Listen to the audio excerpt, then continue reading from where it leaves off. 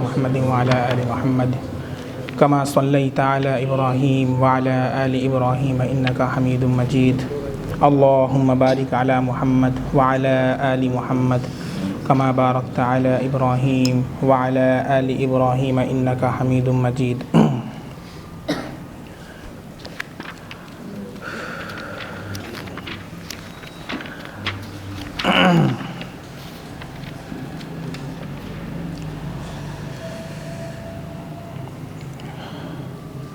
أعوذ بالله من الشيطان الرجيم بسم الله الرحمن الرحيم الله لا إله إلا هو الحي القيوم لا تأخذه سنة ولا نوم له ما في السماوات وما في الأرض من ذا الذي يشفع عنده إلا بإذنه يعلم ما بين أيديهم وما خلفهم ولا يحيطون بشيء من علمه إلا بما شاء وسع كرسيه السماوات والأرض ولا يؤوده حفظهما وهو العلي العظيم صدق الله العظيم۔ شروع اللہ کے نام سے جو بہت مہربان نہایت رحم کرنے والا ہے۔ اللہ کے سوا کوئی معبود نہیں، وہ زندہ ہے، عالم کی تدبیر کرنے والا ہے، نہ اسے اونگھ آتی ہے اور نہ نیند۔ اسی کا ہے جو کچھ آسمانوں میں ہے اور جو کچھ زمین میں ہے۔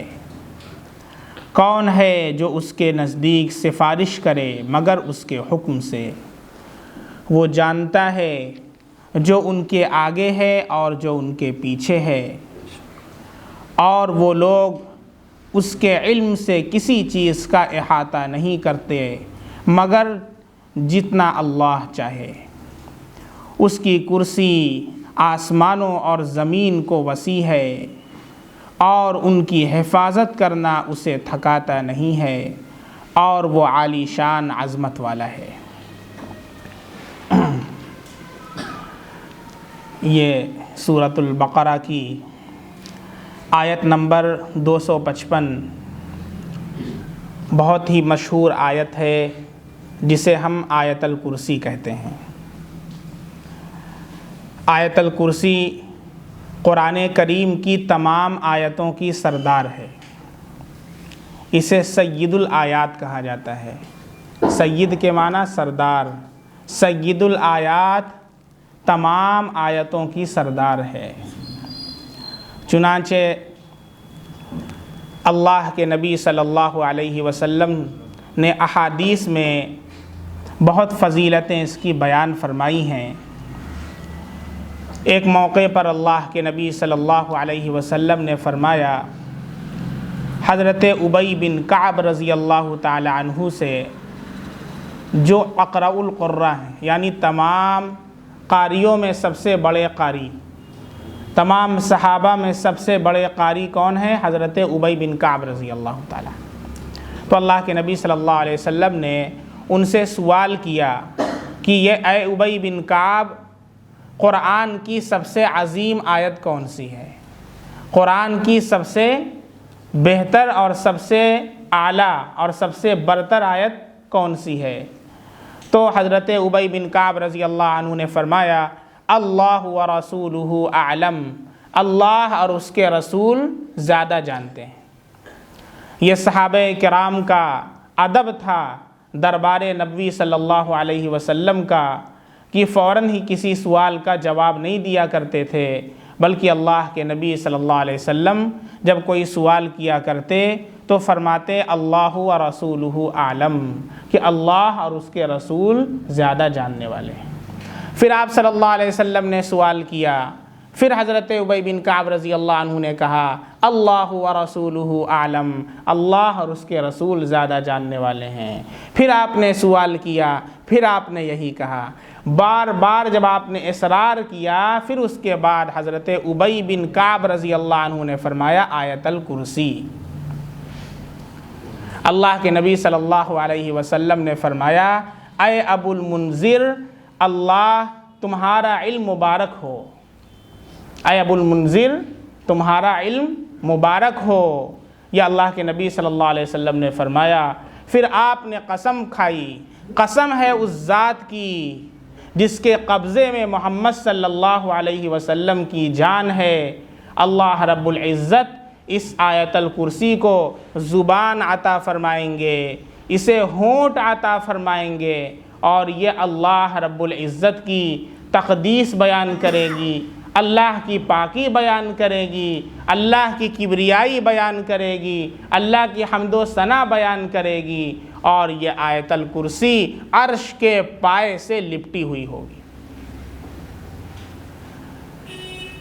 حضرت ابی بن کعب رضی اللہ عنہ ہی کا ایک واقعہ ہے، فرماتے ہیں کہ میرے گھر میں کھجور بوریوں میں رکھی ہوئی تھی، اور روز بروز وہ کم ہو جاتی، روز بروز وہ کم ہوتی جاتی۔ دوسرے دن دیکھا تو ابھی کم، کہا کہ ارے ابھی تو کھایا بھی نہیں، پھر کم، تیسرے دن دیکھا اور کم۔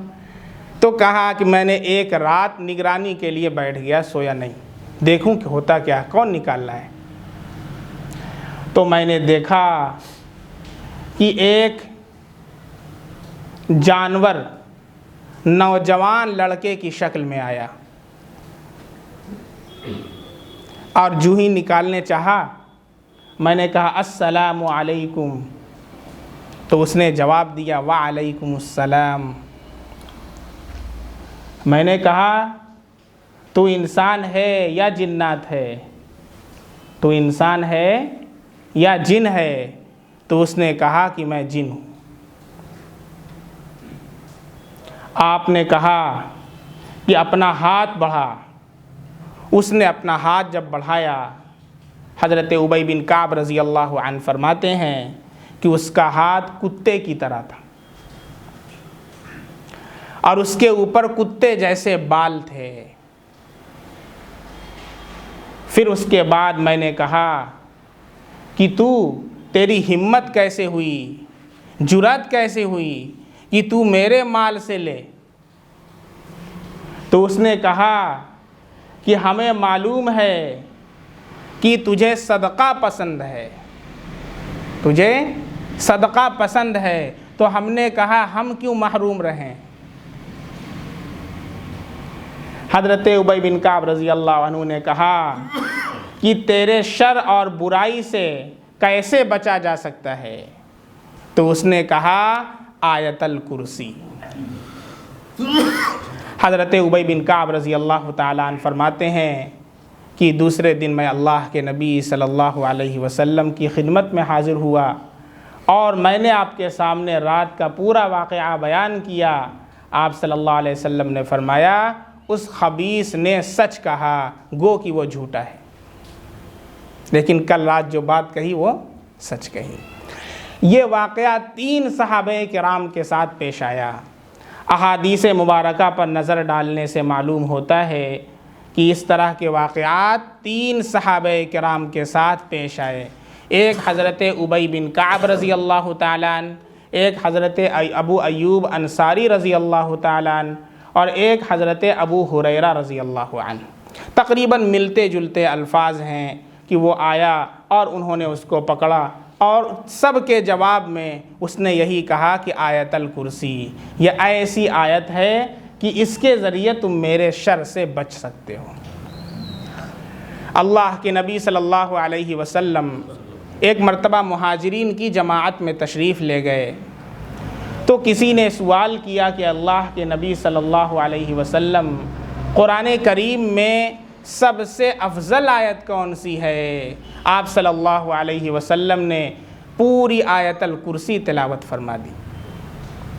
ایک مرتبہ آپ صلی اللہ علیہ وسلم صحابہ کے مجمع میں تھے، آپ نے کسی صحابی سے سوال کیا کیا تمہارا نکاح ہوا ہے؟ تو انہوں نے کہا کہ اللہ کے نبی میرے پاس مال نہیں ہے۔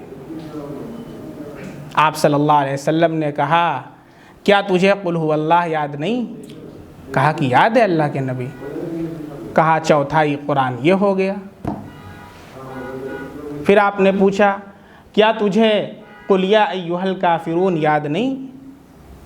کہا یاد ہے اللہ کے نبی۔ آپ نے فرمایا چوتھائی قرآن یہ ہو گیا۔ پھر آپ نے سوال کیا کیا تجھے اذا زلزلت الارض زلزالہا یاد نہیں؟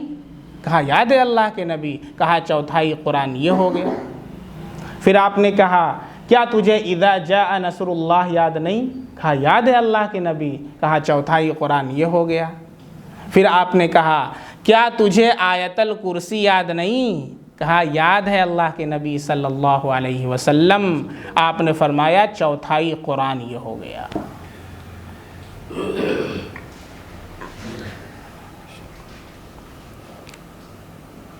لیکن یہ مسئلہ ہے کہ تعلیم قرآن کا مہر رکھنا احناف کے نزدیک درست نہیں ہے۔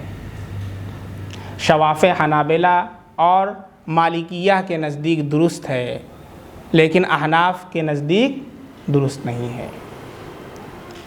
یعنی اگر کسی مرد کا کسی سے نکاح ہو تو مہر کے اندر تعلیم قرآن کو مقرر کرنا اس کے عوض نکاح ہو جائے گا تو احناف کے نزدیک نہیں ہوگا اور بقیہ حضرات کے نزدیک ہو جائے گا، چونکہ احناف کے نزدیک مہر کا مال ہونا ضروری ہے اور تعلیم قرآن مال نہیں ہے۔ بہرکیف اس کی بڑی تفصیل ہے، یہ علماء کی بحثیں ہیں، اس لیے اس پر زیادہ تعارض مناسب نہیں۔ بہت سے فضائل احادیث مبارکہ میں آیت الکرسی کے وارد ہوئے ہیں۔ ایک حدیث میں ہے، نسائی شریف کی روایت ہے، اللہ کے نبی صلی اللہ علیہ وسلم نے ارشاد فرمایا جو شخص ہر فرض نماز کے بعد آیت الکرسی پڑھ لیا کرے اس کے اور جنت کی نعمتوں سے سوائے موت کے کوئی چیز مانے نہیں۔ جنت کی نعمتوں سے، جنت کی راحتوں سے، جنت کے انعامات سے لطف اندوز ہونے سے سوائے موت کے اور کوئی چیز روکنے والی نہیں۔ چونکہ موت آئے گی تبھی انسان اس دنیا سے اس دنیا میں منتقل ہوگا، اس لیے مانع کیا ہے؟ موت ہے۔ اس لیے ہم آیت الکرسی کا معمول بنائیں، فرض نمازوں کے بعد اس کا اہتمام کریں، اپنی عادتوں میں اس کو شامل کر لیں کہ ہم آیت الکرسی پڑھ لیا کریں، یا تو معاً بعد پڑھ لیں یا پھر نوافل سے فراغت کے بعد پڑھ لیں۔ تو اس کے چونکہ حدیث کے اندر اس کی کوئی تقیید نہیں ہے کہ آپ سنت کے بعد نہیں پڑھ سکتے، تو آپ سنت اور نوافل سے فراغت کے بعد اٹھنے سے پہلے آیت الکرسی پڑھ لیا کریں۔ اللہ رب العزت ہمیں اس پر عمل کرنے کی توفیق عطا فرمائے۔ بہرکیف یہ جو آیت الکرسی ہے یہ قرآن کریم کی بہت عظیم آیت ہے۔ ایک حدیث میں اللہ کے نبی صلی اللہ علیہ وسلم فرماتے ہیں جس گھر میں یہ آیت الکرسی پڑھی جاتی ہے اس گھر سے شیطان بھاگ جاتا ہے، شیطان کا اس کے اندر گزارا نہیں ہے۔ اور اس آیت الکرسی کے اندر اسم اعظم بھی ہے۔ بہت سے علماء نے لکھا ہے کہ اس کے اندر اسم اعظم بھی ہے۔ اسم اعظم وہ ایسا اسم ہے کہ جس کے پڑھنے کے بعد اللہ سے جو دعا مانگی جائے وہ قبول ہو جاتی ہے۔ تو بہت سے علماء نے لکھا ہے کہ اس آیت الکرسی کے اندر اسم اعظم بھی ہے۔ چنانچہ یہ جو دوسرا جملہ ہے الحی القیوم، اس کے بارے میں علماء فرماتے ہیں کہ یہ اسم اعظم ہے۔ ایک روایت میں آتا ہے کہ حضرت علی رضی اللہ تعالی عنہ نے غزوہ بدر کے دن یہ سوچا کہ اللہ کے نبی صلی اللہ علیہ وسلم کیا کر رہے ہوں گے، چلے دیکھتے ہیں۔ ان کے دل میں یہ خیال آیا کہ میرے نبی کیا کر رہے ہیں، چلے دیکھتے ہیں۔ آپ گئے تو دیکھا کہ میرے نبی صلی اللہ علیہ وسلم سجدے میں پڑے ہوئے، یا رب یا حی یا قیوم، یا رب یا حی یا قیوم، یا رب یا حی یا قیوم ہی پڑھتے جا رہے ہیں۔ یہ آیت الکرسی 10 جملوں پر مشتمل ہے۔ کتنے جملے ہیں اس میں؟ 10 جملے ہیں۔ اس کے اندر بڑے ہی عجیب و غریب انداز کے اندر اللہ رب العزت کی توحید ذات اور صفات کا بیان ہے، جو حیرت میں ڈال دینے والا ہے، بڑے ہی عجیب و غریب انداز کے اندر 10 جملوں پر مشتمل یہ آیت ہے۔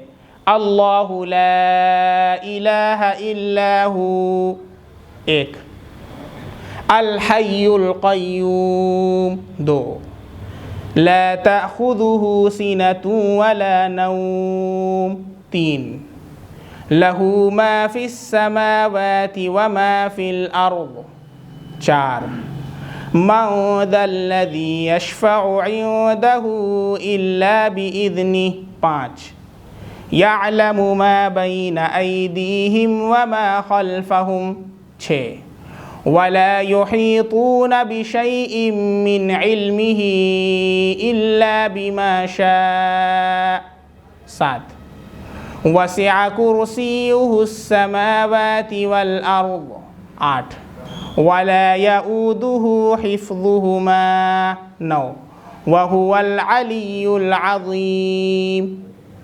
تلک عشرۃ کاملہ۔ اب 10 جملوں کی مختصراً تفسیر آپ حضرات کی خدمت میں عرض ہے۔ پہلا جو جملہ ہے اللہ لا الہ الا ہو، اس میں پہلا جو ورڈ ہے اللہ، یہ اللہ کا اسم علم ہے۔ اسم کے معنی نام، نام کی 2 قسمیں ہوتی ہیں، ایک ہوتا ہے اسم ذات، ایک ہوتا ہے اسم صفت۔ اسم ذات کو اسم علم بھی کہتے ہیں، ایک ہوتا ہے اسم ذات یا اسم علم، اور ایک ہوتا ہے اسم صفت۔ 2 نام کی 2 قسمیں۔ جیسے کسی بندے کا نام ہے عبد القیوم، یہ اس کا اسم علم ہے، یہ اس کا اسم ذات ہے، جو ذات کو ریپریزنٹ کرتا ہے۔ لیکن دوسری طرف اس میں بہت سی اللہ نے صفات دی ہیں، وہ بہت سخی ہے، سخاوت کرتا ہے، تو اس کو لوگ سخی بھی کہتے ہیں۔ فیاض بھی ہے تو سخی اور فیاض بھی کہتے ہیں۔ اسی طریقے سے بہت رحم دل ہے، بہت مہربان ہے، تو لوگ اسے رحیم بھی کہتے ہیں۔ بہت صبر کرنے والا ہے، صفت صبر بھی اس کے اندر کوٹ کوٹ کر بھری ہوئی ہے، اسے صابر بھی کہتے ہیں۔ تو یہ جو صابر ہے، رحیم ہے، فیاض اور سخی ہے، یہ اس کے اسماء صفات ہیں، اس میں ذات نہیں۔ کیا ہے؟ اس میں صفت ہے۔ اس میں ذات کیا ہے؟ عبد القیوم، یہ کیا ہے؟ اس میں ذات۔ ایسے اللہ تعالیٰ کا بھی اس میں ذات ہے اور اس میں صفات ہے۔ اس میں ذات اللہ، اس میں علم کیا ہے؟ اللہ، جو اللہ کی ذات کو ریپریزنٹ کرتا ہے، اللہ کی ذات کو بتاتا ہے۔ اس کے علاوہ اللہ کے بہت سے نام ہیں۔ سورہ اعراف میں اللہ ارشاد فرماتے ہیں وَلِلَّهِ الْأَسْمَاءُ الْحُسْنَى فَادْعُوهُ بِهَا، اللہ کے بہت اچھے اچھے نام ہیں، ان کے ذریعے اللہ کو پکارا کرو۔ اسماء حسنہ کے بعد دعا مانگنے سے دعا قبول ہوتی ہے۔ یہ جو ہم قرآن کریم کے شروع میں بھی یہاں پر چھپا رہتا ہے، ہم جب قرآن کریم کھولتے ہیں تو اس کے پہلے یہاں شروع میں آپ دیکھیں گے تو یہ اللہ کے اسماء صفات لکھے رہتے ہیں۔ یہ بیچ میں جو دیا ہے یہ اسم ذات ہے اور یہ اس میں اسماء صفات ہیں۔ یہ اتنے ہی نہیں، اور بھی اللہ کے اسماء صفات ہیں۔ اسی طریقے سے اس طرف آپ دیکھیں گے تو محمد عربی صلی اللہ علیہ وسلم کے نام دیے ہوئے ہیں۔ یہ محمد اسم ذات ہے، اس کے علاوہ اسم صفات ہیں۔ تو اللہ یہ آیت الکرسی کا پہلا ورڈ ہے، جو اللہ کی ذات کو بتاتا ہے۔ اللہ کہتے کسے؟ آج تک ہم نے کہا اللہ۔ بھئی اللہ کا ڈیفینیشن کیا ہے؟ What is the definition of اللہ؟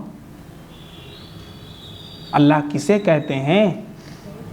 اللہ کی تعریف کیا ہے؟ اللہ کہتے ہیں، اللہ نام ہے اس ذات واجب الوجود کا جو تمام صفات کمالیہ کی جامع ہے اور تمام نقائص سے پاک ہے۔ اللہ کسے کہتے ہیں؟ اللہ نام ہے اس ذات واجب الوجود کا جو تمام صفات کمالیہ کی جامع ہے اور تمام نقائص سے پاک ہے۔ جتنی بھی دنیا کے اندر ایسی صفتیں اور ایسے کوالٹیز ایسی ہیں کہ جن کے اندر کمال کا معنی پایا جاتا ہے، خوبی کا معنی ہے، جو صفات کمالیہ ہیں وہ سب اللہ کی ذات کے اندر جمع ہیں۔ کوئی رحیم ہے، رحم کرنے والا ہے، تو چشمہ اللہ کی ذات ہے، اس کا ایک قطرہ ہے جو اللہ نے اسے دے دیا ہے۔ محبت سرچشمہ ہے اللہ کی ذات کا، ماں کے اندر اللہ نے محبت دی ہے، وہ محبت کا ایک قطرہ ہے جو اللہ نے دے دیا۔ اللہ 70 ماؤں سے زیادہ محبت کرنے والا، جو آپ جملہ سنتے ہیں، اللہ کی ذات تمام صفات کا سرچشمہ ہے۔ وہ حی ہے، زندہ ہے، ہمیشہ سے ہے، ہمیشہ رہنے والا ہے۔ ہمارے اندر جو زندگی ہے وہ ٹیمپریری ہے، 50 سال پہلے تھے، 50 سال کے بعد 60 سال 70 سال کے بعد نہیں رہیں گے۔ اللہ کے اندر جو زندہ ہے، اللہ جو حی ہے، وہ ہمیشہ سے ہے اور ہمیشہ رہنے والا ہے۔ There is no beginning and no ending of life for Allah subhanahu wa ta'ala۔ اللہ کے لیے لائف کی کوئی بگننگ اور کوئی اینڈنگ نہیں ہے، کوئی آغاز اور کوئی اختتام نہیں ہے، کوئی ابتدا اور کوئی انتہا نہیں ہے۔ اللہ کی ذات ہمیشہ سے ہے اور ہمیشہ رہنے والی ہے، وہ ہے حی۔ اللہ کی جو بھی صفات آپ لے لیں، چشمہ سر چشمہ، تو اللہ کسے کہتے ہیں؟ وہ ذات واجب الوجود۔ اب آپ کہیں گے واجب الوجود کیا ہے؟ یہ جو قیود لگتی ہے نا، یہ ہر قید کا بڑا لمبا فائدہ ہوتا ہے۔ تو آپ کہیں مفتی صاحب کو تو اور ہلکے میں بیان کرنا چاہیے، لیکن ڈیفینیشن کو تو اسی طرح بیان کرنا ہوگا نا۔ ڈیفینیشن اگر کسی کا جیسے ناؤن ہے تو ناؤن کا جو ڈیفینیشن ہے، name of a person, place اور تھنگ، آپ ایک تو ہٹا دیں وہاں سے، آبجیکشن ہو جائے گا۔ کیا تھنگ جو ہے وہ ناؤن نہیں ہے؟ تو آپ کو ذکر کرنا پڑے گا۔ واجب الوجود کیا ہے، اس کو سمجھنے کے لیے پھر ممتنع الوجود کو بھی سمجھنا ہوگا۔ واجب الوجود کا مطلب دو ورڈ، ایک واجب ایک وجود۔ واجب کا مطلب ضروری، لازم۔ وجود کا مطلب انسان کا پایا جانا، کسی چیز کا پایا جانا، اسے وجود بولتے ہیں۔ واجب الوجود کا مطلب اللہ کی ذات کا وجود ضروری ہے، لازم ہے، وہ ایسی ذات ہے جس کا وجود واجب ہے، کیونکہ اگر اللہ کی ذات نہیں ہوگی تو یہ کائنات اور یہ ساری چیزیں فنا ہو جائیں گی، کچھ نہیں باقی رہے گا۔ جس کا وجود ضروری ہے اور عدم محال ہے، جس کا وجود ضروری ہے اور عدم کیا ہے؟ محال ہے۔ اور شریک باری یعنی اللہ کے جو شرکا، یہ لوگ اللہ کے جو شرکا قرار دیتے ہیں، ان کا وجود محال ہے اور عدم ضروری ہے۔ وجود کا مطلب پایا جانا، یہ محال ہے، امپوسیبل ہے، اور عدم مطلب نہ ہونا، یہ ضروری ہے۔ تو اللہ کسے کہتے ہیں؟ اللہ نام ہے اس ذات واجب الوجود کا جو تمام صفات کمالیہ کی جامع ہے اور تمام نقائص سے پاک ہے۔ جو بھی ایسی صفت ہے جس میں نقص کا معنی، جس میں کوتاہی کمی کا معنی، جس میں خرابی کا معنی ہے، اللہ کی ذات اس سے پاک اور صاف ہے۔ بات سمجھ میں آ رہی ہے؟ وہ اللہ ہے۔ لا الہ الا ہو، اس کے سوا کوئی معبود نہیں ہے. لا الہ الا ہو، اللہ ہی معبود ہے، اللہ کے سوا کوئی معبود نہیں. لا مرغوبی الا اللہ، لا محبوبی الا اللہ، لا مطلوبی الا اللہ، لا الہ الا اللہ. لا مرغوبی الا اللہ، میری کوئی خواہش نہیں سوا اللہ کے. لا مطلوبی الا اللہ، میرا کوئی مطلوب نہیں ہے سوائے اللہ کے. لا محبوبی الا اللہ، میرا کوئی عاشق نہیں ہے سوائے اللہ کے. عشق اللہ سے کرو، یہی عشق حقیقی ہے، بقیہ عشق مجازی ہے. سارے عشق فنا ہو جانے والے ہیں، یہی عشق ہے جو ہمیشہ باقی رہنے والا ہے. لا الہ الا ہو، اس کے سوا کوئی معبود نہیں. یہ پہلا جملہ. هو الحی القیوم، یہ دوسرا جملہ ہے. مطلب جو ہمیشہ سے ہے اور ہمیشہ رہنے والا ہے، نہ اس کی ذات کو فنا ہے، کبھی وہ فنا ہونے والا نہیں ہے. اب ایک سوال بعض ایتھیسٹ جو دہریہ ہوتے ہیں وہ سوال کرتے ہیں کہ اللہ رب العزت کو، پہلی بات وہ لوگ مانتے نہیں، انکار کرتے ہیں. کہتے ہیں کہ کوئی کریٹر نہیں ہے، کوئی خالق نہیں ہے. کیوں؟ اگر آپ کہیں کہ اللہ خالق ہے، اللہ از دا کریٹر، تو کہتے ہیں اگر اللہ خالق ہے تو اللہ کا خالق کون ہے؟ ہو از دا کریٹر آف اللہ. اور بس یہ سوال سن کے ہمارے یوتھ لوگ سوچتے ہیں ارے بہت زبردست سوال کر دیا، بہت زبردست سوال کر دیا اور کوئی جواب نہیں ہے. اس کا جواب دے دیتے ہیں. جو یہ سوال، پہلی بات تو یہ احمقانہ سوال ہے، بیوقوفانہ سوال ہے. جو سوال کرنے والا ہے وہ احمق انتہائی درجے کا ہے، بیوقوف ہے وہ. کیوں؟ اس لیے کہ اس کو رول ہی کا پتہ نہیں. کریشن کا جو رول ہے اس سے وہ ناواقف ہے. کیا رول ہے؟ رول پہلے سمجھ لیجئے. رول یہ ہے کہ جو کریٹر ہوتا ہے، ایک ہوتا ہے کریٹر، ایک ہوتا ہے کریشن، ایک ہوتا ہے creature. There are 3 words. First understand 3 words. Creator کا مطلب ہوتا ہے خالق، پیدا کرنے والا. کریچر مخلوق جسے اس نے پیدا کیا. کریشن تخلیق، یہ جو عمل ہے پیدا کرنے کا، اسے کیا کہتے ہیں؟ کریشن. ٹھیک ہے؟ اب رول سمجھیں. رول یہ ہے کہ جو بھی کریٹر ہوگا، جو بھی انوینٹر ہوگا، جو بھی خالق ہوگا، جو بھی کسی چیز کو بنانے والا ہوگا، اس کا کریچر سے باہر ہونا ضروری ہے. بات سمجھ میں آ رہی ہے؟ یہ جو سوال ہے وہ اس کا ہے کہ اللہ رب العزت ہے تو کب سے ہے. اب اس کا جواب میں بعد میں دوں گا. یہ پوچھا جو اللہ کا خالق کون ہے، اس کا جواب بعد میں دوں گا.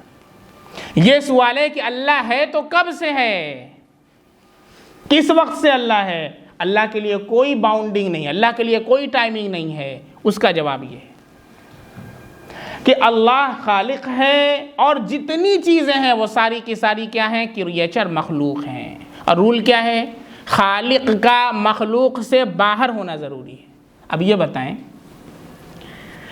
بلب ہے آپ کے سامنے جل رہا ہے،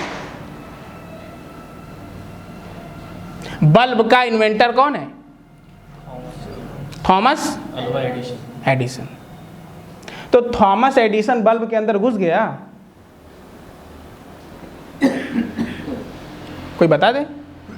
بلب کے اندر گھس گیا وہ تھامس ایڈیسن جو اس کا کریٹر ہے، خالق ہے، انوینٹر ہے، اس کا بلب کے باہر ہونا ضروری ہے، وہ اندر نہیں گھس سکتا اس کے.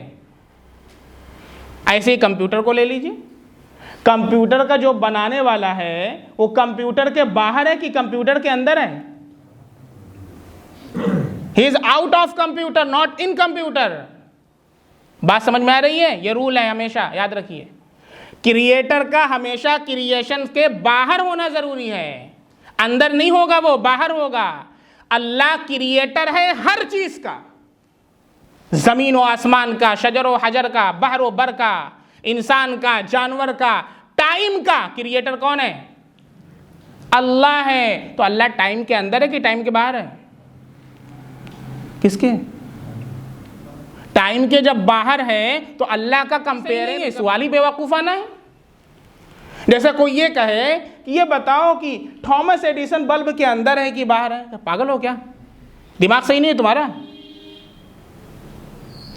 ٹائم سے کمپیئر کرنا اس وقت صحیح ہوتا کہ جب اللہ کریٹر نہ ہوتا۔ اب جو کریچر ہے، مخلوق ہے، آپ اس کا کمپیئر کر سکتے ہیں۔ محمد صلی اللہ علیہ وسلم کب سے ہیں بتائیے؟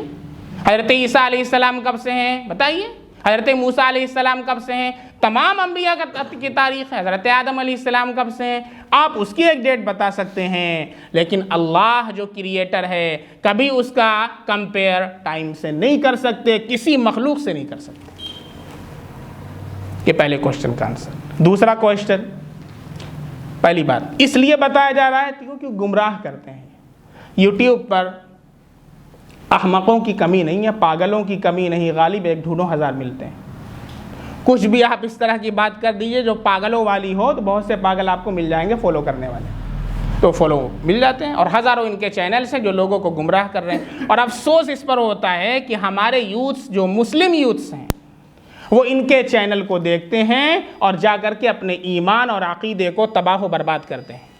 اس پر افسوس ہوتا ہے کہ who is the creator of اللہ۔ موبائل کی لائٹ جلا لیجئے۔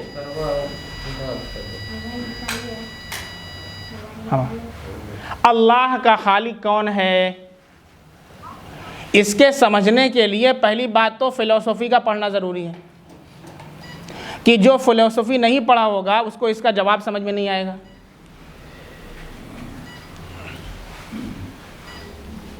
بات سمجھ میں آ رہی ہے؟ ابھی ہم بحث کرنے لگے، ہر چیز کے اندر 4 نسبتیں ہوتی ہیں۔ فلسفہ کا ایک مسئلہ سمجھا رہے ہیں، جو نہیں پڑھا ہوگا وہ کیسے سمجھے گا؟ یہ بتائیے۔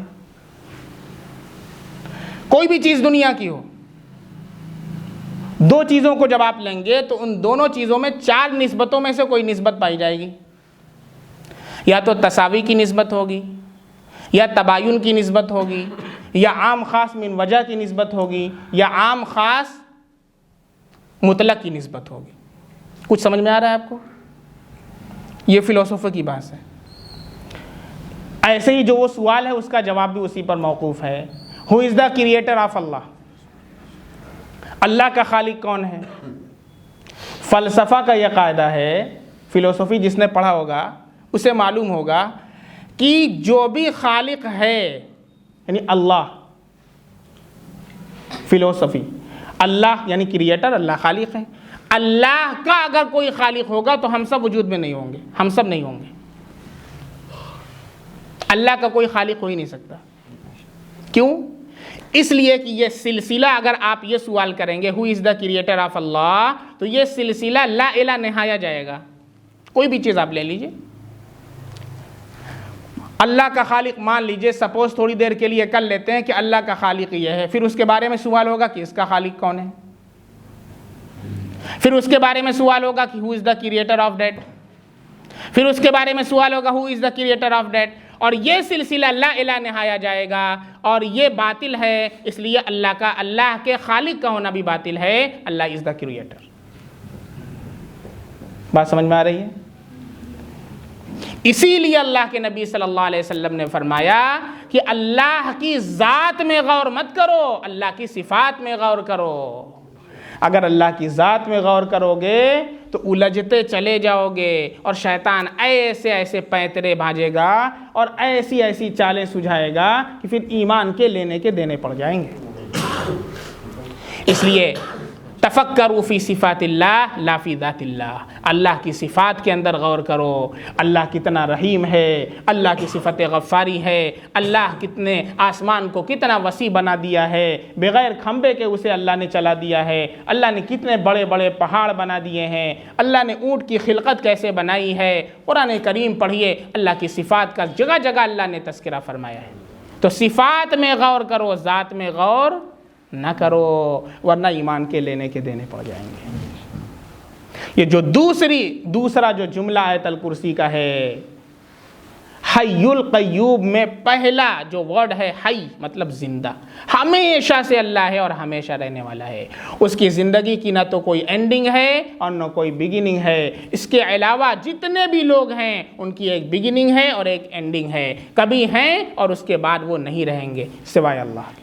کل قیامت کے دن جب سور پھونکا جائے گا، قرآن اسے ذکر کرتا ہے فَإِذَا نُفِخَ فِي الصُّورِ نَفْخَةٌ وَاحِدَةٌ وَحُمِلَتِ الْأَرْضُ وَالْجِبَالُ فَدُكَّتَا دَكَّةً وَاحِدَةً فَيَوْمَئِذٍ وَقَعَتِ الْوَاقِعَةُ وَانشَقَّتِ السَّمَاءُ فَهِيَ يَوْمَئِذٍ وَاهِيَةٌ وَالْمَلَكُ عَلَى أَرْجَائِهَا وَيَحْمِلُ عَرْشَ رَبِّكَ فَوْقَهُمْ يَوْمَئِذٍ ثَمَانِيَةٌ، آسمان پھٹ پڑے گا، پہاڑ روئی کے گالے کی طرح اڑ جاویں گے، اس دن تیرے رب کا عرش 8 فرشتے اٹھائے ہوئے ہوں گے۔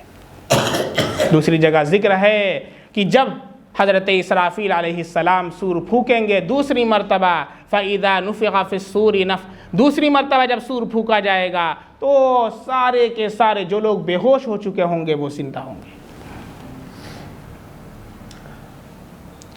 جب بے ہوش ہو جائیں گے پہلی مرتبہ سور میں تو اللہ سوال کرے گا لِمَنِ الْمُلْكُ الْيَوْمِ، آج کس کی بادشاہت ہے؟ اللہ ہی جواب دیں گے، کوئی جواب دینے والا نہیں ہوگا۔ اللہ للہ الواحد القہار، اس اللہ کی بادشاہت ہے جو یکتا ہے اور زبردست ہے۔ تو وہ اللہ ہمیشہ سے ہے اور ہمیشہ رہنے والا ہے، کبھی اس کو موت نہیں آنے والی ہے۔ القیوم، قیوم قائم سے بنا ہے۔ قیوم کسے کہتے ہیں؟ قیوم کے معنی آتے ہیں جو خود قائم رہ کر دوسروں کو قائم کرنے والا ہو۔ ہم سارے کے سارے خود ہی قائم نہیں رہ سکتے تو دوسروں کو کہاں سے قائم کریں گے؟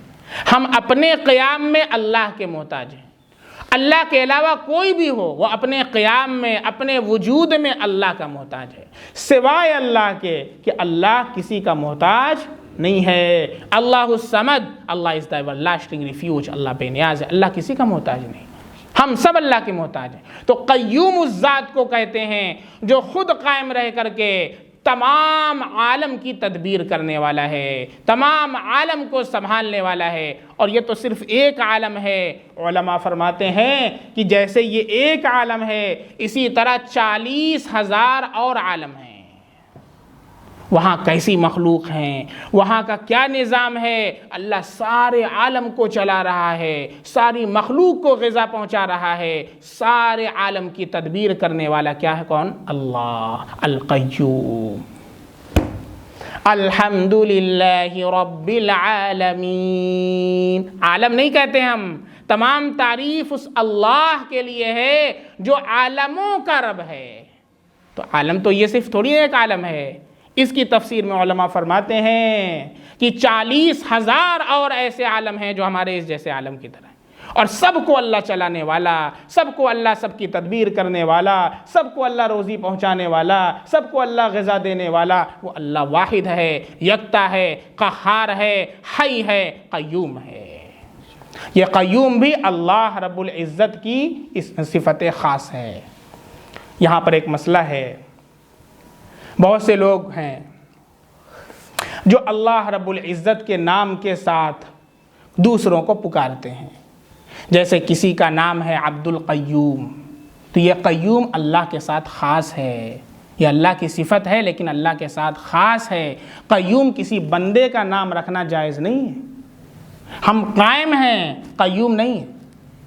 قیوم اللہ کی ذات ہے، سوائے اللہ کے کوئی قیوم نہیں ہے، لہذا کسی کا نام ہوگا تو عبد القیوم ہوگا، وہ قیوم کا بندہ ہے، he is the slave of Qayyum not قیوم۔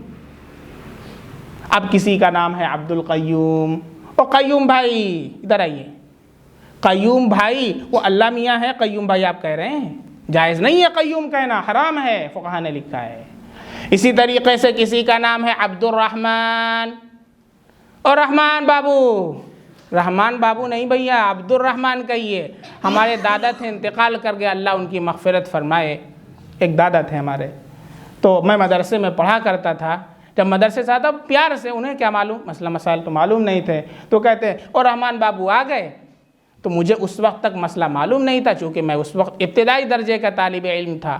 جب میں اعلیٰ درجے میں گیا تو یہ مسئلہ مجھے پڑھایا گیا اور بتایا گیا کہ عبد الرحمن کو رحمان کہہ کر کے پکارنا جائز نہیں ہے، چونکہ رحمان اللہ کے ساتھ خاص ہے۔ تو پھر جب میں گھر آیا انہوں نے کہا او رحمان بابو، اب میں نے کہا تو بتانا ضروری ہے۔ میں نے بہت پیار سے کہا کہ دادا جان مسئلہ یہ ہے، میں نے ایک مسئلہ پڑھا ہے کتابوں کے اندر کہ اگر کسی کا نام عبد الرحمن ہو تو اسے رحمان کہہ کر کے بلانا جائز نہیں ہے۔ عبد الرحمن، ہم رحمان کے بندے ہیں، ہم رحمان نہیں ہیں، رحمان هو اللہ۔ رحمان کون ہے؟ اللہ تعالیٰ ہے۔ ماشاءاللہ مان گئے۔ جب پیار سے آپ سمجھائیں گے اور اصلاح کے غرض سے سمجھائیں گے، کسی کی حتک عزت مقصود نہ ہو، تو اللہ رب العزت پیار اور محبت میں اضافہ کر دیتے ہیں۔ اور اصلاح کا یہی طریقہ ہے، پیار و محبت کے ساتھ اصلاح کی جائے، اکیلے میں سمجھایا جائے۔ مجمع کے اندر ڈانٹ دیا کسی کو اور مجمع کے اندر ان کی عزت نفس کی دھجیاں اڑا دیں، یہ اصلاح کا طریقہ نہیں ہے۔ تو اس سلسلے میں ہم لوگ جو ہے احتیاط کریں، عبد الرحمن ہے تو رحمان کہہ کر کے نہ پکاریں۔ ہاں، اللہ کی وہ صفاتی نام کہ جو اللہ کے ساتھ خاص نہیں ہیں، وہ معنی بندوں کے اندر بھی پایا جاتا ہے، جیسے رحیم ہے۔ کیا ہے؟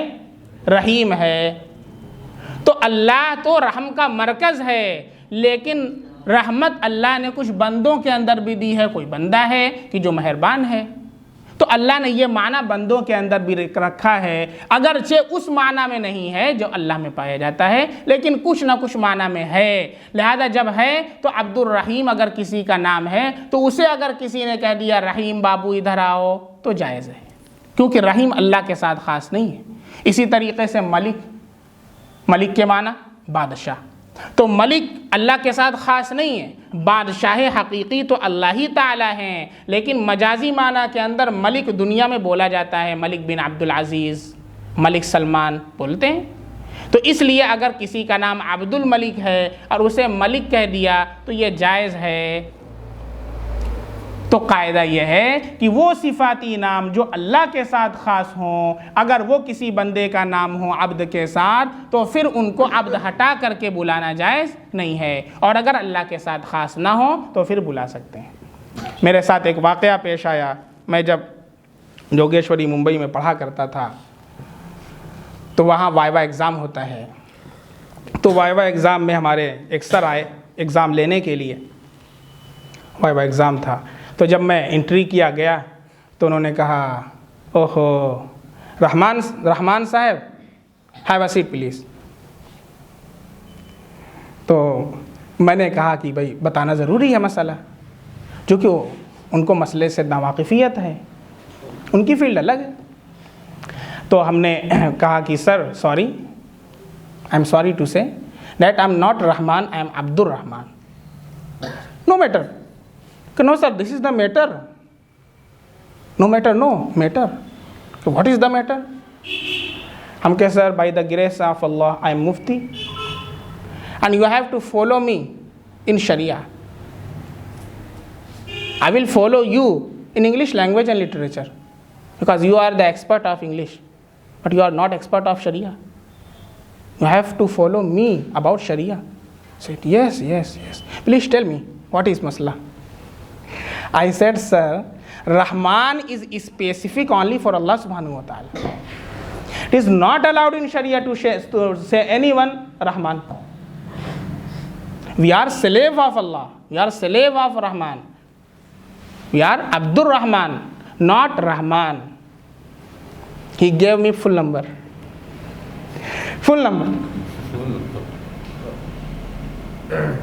He said, one student came, he was very confident. I'm very happy. So, مسئلہ سمجھ میں آ گیا؟ یہ قیوم سے بات آ گئی. یہ دوسرا جملہ چل رہا ہے الحی القیوم. تیسرا جملہ کیا ہے؟ لا تأخذہ سنۃ ولا نوم. نہ تو اسے اونگ آتی ہے نہ نیند آتی ہے. سینہ عربی ورڈ ہے. سینہ کے معنی آتے ہیں اونگ. جیسے سونے سے پہلے آدمی کو جب سونے والا ہوتا ہے تو ایسے کرنا ہوتا ہے, اور اس کے بعد جب اونگ طاری ہو جاتی ہے کہتے ہیں سکینہ نازل ہو رہی ہے. بعض ہم لوگ حفظ کرتے تھے تو بعض طلبہ ایسے قرآن پڑھتے رہتے تھے, جب ان کو نیند آتی تھی تو بعض طلبہ ایسے کرتے کرتے قرآن ہی پر گر جاتے تھے. اس قدر نیند کا غلبہ. تو پہلے اونگ آتی ہے اور اس کے بعد پھر نیند آتی ہے. تو جو ابتدائی مرحلہ ہے اسے اونگھ بولتے ہیں، سینہ، اور نوم کامل نیند کو، جب انسان سو لیا خراٹا لے رہا ہے، اب یہ نوم ہے۔ اللہ کو نہ تو اونگھ آتی ہے نہ نیند آتی ہے۔ اگر ایک سیکنڈ کے لیے بھی اللہ کو اونگھ آ جائے تو ہمارا کیا حال ہوگا؟ یہ عالم تو دھرم بھرم ہو جائے گا۔ وہ اللہ ہے جسے نہ تو اونگھ آتی ہے نہ نیند آتی ہے، پورے عالم کو سنبھالے ہوئے ہے۔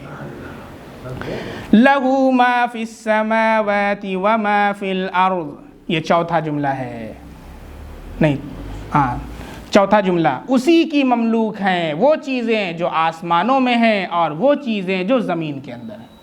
ہمارے پاس جو ہم یہ کہتے ہیں میرا بنگلہ، میری گاڑی، میرا مکان، تیرا مکان نہیں، تیرے پاس تو ٹیمپریری ہے۔ یہ جان بھی اللہ کی دی ہوئی، مال بھی اللہ کا دیا ہوا ہے۔ اللہ حقیقی مالک ہے، ہم عارضی مالک ہیں۔ اللہ ہی کا ہے جو کچھ بھی ہے آسمانوں کے اندر اور جو کچھ بھی ہے زمینوں کے اندر۔ جب سب کچھ اللہ کا ہے تو پھر عقل کس بات کی، گھمنڈ کس بات کا؟ جب بھی عقل پیدا ہو بس ایک جملہ سوچ لیا کریں، میں تو یہ سوچ لیتا ہوں مجھے اس سے بڑا فائدہ ہوتا ہے۔ کیا؟ تو کس چیز سے بنا ہے؟ ذرا اپنی حقیقت پر غور کر۔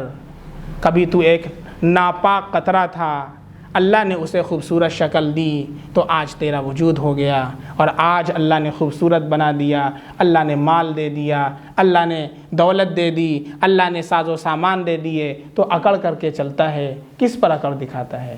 نہ تو آسمان کی بلندی کو پہنچ سکتا ہے، نہ پہاڑ کی بلندی کو پہنچ سکتا ہے، نہ زمین کو پھاڑ سکتا ہے۔ اِنَّكَ لَن تَخْرِقَ الْأَرْضَ وَلَن تَبْلُغَ الْجِبَالَ طُولًا۔ اس لیے کبھی بھی کسی بھی چیز کے اوپر ہمیں گھمنڈ اور اکڑ نہیں کرنا ہے۔ یہ ساری چیزیں اللہ کی ہیں۔ وَإِنَّا لِلَّهِ وَإِنَّا إِلَيْهِ راجعون، جو ہم یہ جملہ پڑھتے ہیں اس کی میننگ ہم سمجھتے ہیں۔ کسی کا انتقال ہو گیا تو ہم نے یہ جملہ پڑھا، اچھا اِنَّا لِلَّهِ وَإِنَّا إِلَيْهِ راجعون صرف انتقال ہی کے ساتھ مخصوص نہیں ہے۔ لائٹ ابھی چلی گئی، اِنَّا لِلَّهِ وَإِنَّا إِلَيْهِ راجعون۔ کوئی مصیبت پیش آ جائے، اِنَّا لِلَّهِ وَإِنَّا إِلَيْهِ راجعون۔ جوتے کا تسمہ ٹوٹ جائے، اِنَّا لِلَّهِ وَإِنَّا إِلَيْهِ راجعون۔ ٹھوکر لگ جائے چلتے وقت، اِنَّا لِلَّهِ وَإِنَّا إِلَيْهِ راجعون۔ ہر موقع پر پڑھنا ہے۔ اور اس جملے سے ہمیں یاد اللہ دلا رہے ہیں آخرت۔ انسان اپنی دنیا کی چکا چون سے باہر آئے اور اپنی حقیقت کو پہنچائے، پہچان لے اِنَّا لِلَّهِ، ہم سب اللہ کے ہیں۔ یہ جان بھی اللہ کی، یہ تن بھی اللہ کا، یہ من بھی اللہ کا، یہ دھن بھی اللہ کا، ساری چیزیں اللہ کی۔ وَإِنَّا إِلَيْهِ راجعون، اللہ ہی کی طرف ہم سب کو جانا ہے۔ جب یہ جملہ ہم بار بار دہرائیں گے تو آخرت ہمارے سامنے ہوگی۔ دنیا کے اندر کرپشن سے ہم بچیں گے، دنیا کے اندر رشوت سے ہم بچیں گے، دنیا کے اندر ہم بد نظری سے بچیں گے، خیانت سے بچیں گے، ہر طرح کی برائی سے ہم بچیں گے اگر اس کا ہم اہتمام کریں۔ لہو ما فی السماوات وما فی الارض من ذا الذی یشفع عندہ الا باذنہ، کون ہے جو سفارش کرے اللہ کے نزدیک مگر اللہ کے حکم سے؟ سب کچھ اللہ کا ہے، اللہ کے نزدیک شفاعت بھی کوئی کرے گا تو اللہ کے حکم سے کرے گا۔ ہر عام شخص کو اجازت نہیں ہوگی کہ وہ اللہ کے نزدیک سفارش کرے۔ اللہ اس قدر کل قیامت کے دن جلال کے اندر ہوگا، غضب کے اندر ہوگا کہ انبیاء کی یہ ہمت نہیں ہوگی کہ اللہ کے سامنے آ سکیں۔ اس موقع پر تاجدار مدینہ فخر دو عالم محمد عربی صلی اللہ علیہ وسلم کے پاس انبیاء جائیں گے اور ریکویسٹ کریں گے، اللہ کے نبی اب آپ ہی جائیں، اللہ رب العزت کے سامنے آپ بات کریں، ہماری ہمت نہیں ہو رہی ہے۔ اللہ کے نبی صلی اللہ علیہ وسلم جائیں گے، اللہ کے سامنے سجدے میں گر جائیں گے مقام محمود پر۔ کون سا مقام ہوگا؟ مقام محمود۔ اللہ کے نبی نے فرمایا وہ ایک مقام ہے، ایک ہی شخص کو ملے گا، میرے لیے دعا کیا کرو اللہ مجھے وہ مقام عطا فرما دے۔ جو اذان کے بعد ہم دعا پڑھتے ہیں، اللہم رب هذه الدعوة التامة والصلاة القائمة آت محمدا الوسيلة والفضيلة وابعثه مقاما محمودا، اے اللہ محمد عربی صلی اللہ علیہ وسلم کو مقام محمود عطا فرما۔ ہر اذان کے بعد جو ہم دعا پڑھتے ہیں اس دعا میں اپنے نبی کے لیے مقام محمود کا سوال کرتے ہیں۔ اللہ کے نبی کو اللہ مقام محمود عطا فرمائیں گے، اور اللہ کے نبی کا نام کیا ہے؟ محمد۔ اس مقام کا نام کیا ہے؟ محمود۔ اس امت کا نام کیا ہے؟ امت محمدیہ۔ اللہ کے نبی کا نام ہے احمد۔ اللہ کے نبی کے ہاتھ میں جو جھنڈا دیا جائے گا اس کا نام ہوگا لواء الحمد۔ بڑی خوبی جڑی ہوئی ہے، قرآن کی پہلی سورت کا پہلا جملہ الحمد للہ رب العالمین۔ حمد بہت بڑی چیز ہے، ہا میم دال کا جو مادہ ہے ہر جگہ ہے۔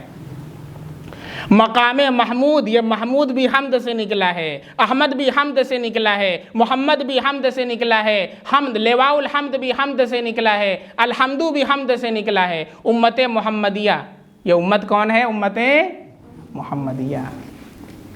کل قیامت کے دن سب سے زیادہ صفیں امت محمدیہ کی ہوں گی۔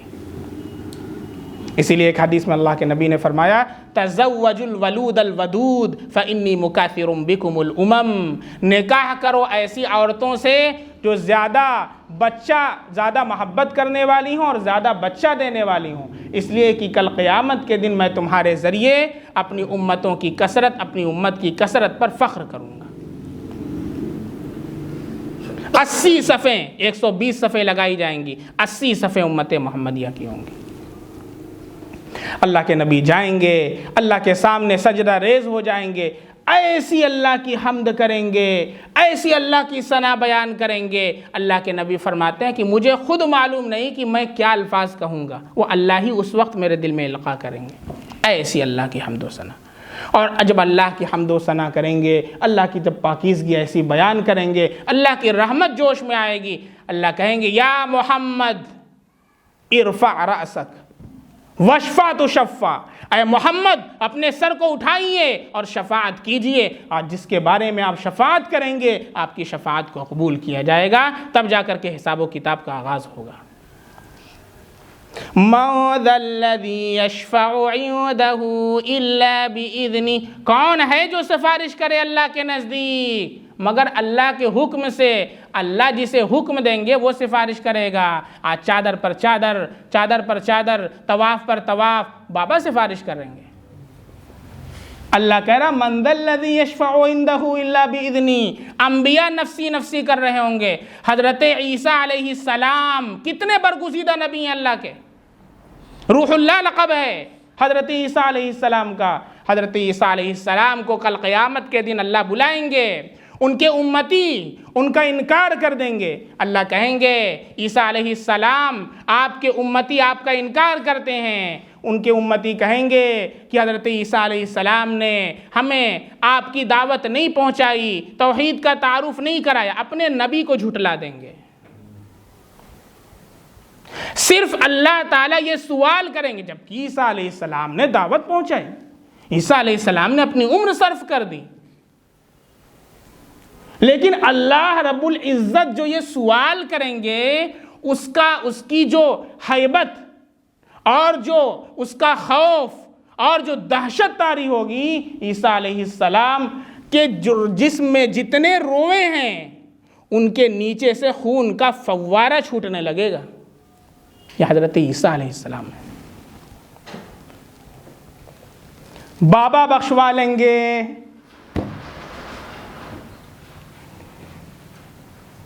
کیا بھائی؟ اس لیے اپنے اعمال پر، جو ہمارے اعمال ہیں اللہ نے احکام دیے ہیں ان کو مضبوطی سے پکڑنا ہے، اعمال کو مضبوطی سے تھامنا ہے۔ یہ نہیں کہ ان کو چھوڑ دیں اور چھوڑنے کے بعد کسی اور پر توقع کر لیں۔ بات سمجھ میں آ رہی ہے؟ من ذا الذی یشفع عندہ الا بإذنہ، کون ہے جو سفارش کرے اللہ کے نزدیک مگر اللہ کے حکم سے؟ یعلم ما بین ایدیہم وما خلفہم، اللہ جانتا ہے جو ان کے سامنے ہے جو ان کے پیچھے ہے، یعنی ہماری پیدائش کے پہلے کے حالات کیا ہیں اور پیدائش کے بعد کے کیا حالات ہیں، سب کا علم اللہ کو ہے۔ دوسری تفسیر اس کی یہ ہے کہ ہمارے علم کے اندر جو باتیں ہیں اس کو بھی اللہ جانتا ہے، اور جو ہم سے پوشیدہ ہیں، جن کو ہم نہیں جانتے، جو مخفی ہیں، اللہ اسے بھی جانتا ہے۔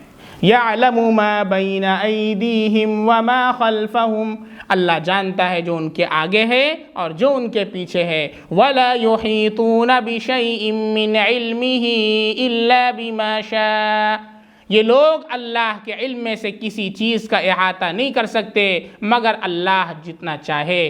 اللہ نے جو علم دیا ہے وہ بہت مختصر دیا ہے، جسے جتنا چاہا اتنا علم دے دیا۔ اصل جو علم ہے اللہ کا، اس کا احاطہ کوئی نہیں کر سکتا، اسی لیے اللہ کی صفت علیم ہے، عالم نہیں۔ علیم، اللہ کی صفت کیا ہے؟ علیم۔ یہ صفت مشبہ کا صیغہ ہے۔ علیم کسی کو نہیں کہہ سکتے، علیم کسی کو نہیں کہہ سکتے، چونکہ علیم اللہ کے ساتھ خاص ہے۔ وہ علیم جو آگے کو بھی جانتا ہے، پیچھے کو بھی جانتا ہے، جسے ہر چیز کا علم ہے، وہ کون ہے؟ علیم ہے۔ اور اللہ نے جو چیزیں بتلا دیں ان چیزوں کو جو جاننے والا ہے، اب اس اعتبار سے اسے عالم کہہ سکتے ہیں، لیکن علیم نہیں کہہ سکتے۔ وَلَا يُحِيطُونَ بِشَيْءٍ مِّنْ عِلْمِهِ إِلَّا بِمَا شَاءَ، اور جو اللہ چاہتا ہے وہ بتلا دیتا ہے۔ لہذا اللہ کے نبی صلی اللہ علیہ وسلم کو عالم الغیب کہنا، عالم الغیب کہنا، یہ تو اللہ کو نبی بنا دینا ہے۔ اور باقاعدہ یہ ان کی کتابوں میں شعر لکھا ہوا پڑھا، وہی جو مستوی تھا عرش پر خدا بن کر، اتر پڑا ہے مدینے میں مصطفیٰ بن کر۔ واہ، اور عوام جو ہے واہ واہ واہ واہ واہ واہ، ارے شرکیہ جملہ پڑھ رہا اور واہ واہ کہہ رہے ہیں، عجیب صورتحال ہے۔ اللہ کو آپ نے نبی بنا دیا، اللہ اللہ ہے، محمد صلی اللہ علیہ وسلم محمد صلی اللہ علیہ وسلم، اللہ کے بعد آپ کا مقام و مرتبہ ہے۔ اب اللہ کی صفات کو آپ کے اندر داخل کر دیا۔ محبت اس کا نام نہیں، یہ غلو ہے، اسی کا نام احداث فی الدین ہے، محبت میں غلو ہے۔ بات سمجھ میں آئی؟ اللہ کہتا ہے وَلَا يُحِيطُونَ بِشَيْءٍ مِّنْ عِلْمِهِ إِلَّا بِمَا شَاءَ، اللہ نے جتنا چاہا اتنا علم عطا کیا۔ لہذا علیم اللہ کی ذات ہے، علیم اللہ کے سوا کوئی نہیں ہے۔ عالم الغیب اللہ کی ذات ہے، اللہ کے سوا کوئی نہیں ہے۔ اور علم الغیب کا عقیدہ کسی اور کے لیے رکھنا یہ شرک ہے۔ عالم الغیب اللہ کے علاوہ کسی اور کو سمجھنا یہ ناجائز ہے۔ اللہ کی صفت ہے، اللہ کی صفت کے اندر کسی کو شریک کرنا بھی ناجائز، اللہ کی ذات میں کسی کو شریک کرنا بھی ناجائز۔ ذات کے اندر بھی اللہ یکتا ہے، صفات کے اندر بھی اللہ یکتا ہے، یہ ایمان کا حصہ ہے۔ وَلَا يُحِيطُونَ بِشَيْءٍ مِّنْ عِلْمِهِ إِلَّا بِمَا شَاءَ وَسِعَ كُرْسِيُّهُ السَّمَاوَاتِ وَالْأَرْضِ، اللہ کی جو کرسی ہے وہ آسمان و زمین کو وسیع ہے۔ ایک روایت کے اندر اللہ کے نبی صلی اللہ علیہ وسلم سے کسی صحابی نے پوچھا کہ اللہ کے نبی کرسی کیا ہے؟ آپ صلی اللہ علیہ وسلم نے فرمایا اس ذات کی قسم جس کے قبضے میں محمد عربی کی جان ہے، کرسی کے سامنے یہ تمام آسمان اور تمام زمین ایسے ہیں جیسے کسی بڑے میدان کے اندر، لمبے چوڑے میدان کے اندر کوئی اپنی رنگ انگوٹھی پھینک دے۔ یہ بتائیں دور سے نظر آئے گی؟ پتہ چلے گا انگوٹھی کہاں گری ہے؟ اس انگوٹھی کی جو حیثیت ہے پورے میدان میں، کرسی کے سامنے یہ آسمان و زمین اور تمام عالم کی حیثیت اسی طرح ہے جس طرح اس میدان کے اندر ایک رنگ کی حیثیت ہے۔ اور پھر فرمایا اسی طریقے سے عرش کرسی کے اوپر، عرش کے سامنے کرسی کی حیثیت ہے۔ کرسی کے سامنے آسمان و زمین کی کیا حیثیت؟ بڑے میدان میں ایک رنگ ڈال دی۔ اور عرش کے سامنے کرسی کی یہی حیثیت کی، بڑے میدان میں ایک رنگ ڈال دی۔ وسع کرسیہ السماوات والارض ولا یؤودہ حفظہما، اور ان دونوں کی حفاظت کرنا اللہ کو تھکاتا نہیں ہے، اللہ تھک نہیں جاتا۔ وہ ہماری طرح نہیں ہے کہ ہم نے کام کیا اور پھر ہم تھک کر کے بیٹھ گئے، تھکان آ گئی لاؤ چائے پی لیتے ہیں۔ نہ تو وہ کھاتا ہے، نہ تو وہ پیتا ہے، نہ تو وہ سوتا ہے، نہ اسے نیند آتی ہے، نہ اسے اونگ آتی ہے، اور ان دونوں کی حفاظت اسے تھکاتی نہیں ہے۔ وَهُوَ الْعَلِيُّ الْعَظِيمُ، اور وہ عالی شان ہے، عظمت والا ہے۔ یہ اس آیت الکرسی 255 نمبر کی آیت ہے جس کی تفسیر مکمل ہوئی۔